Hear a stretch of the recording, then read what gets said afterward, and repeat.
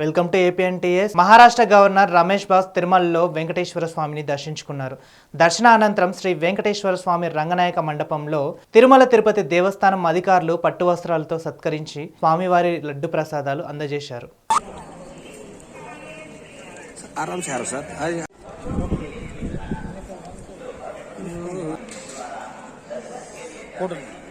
sir थोड़ा पीछे आओ सर तुम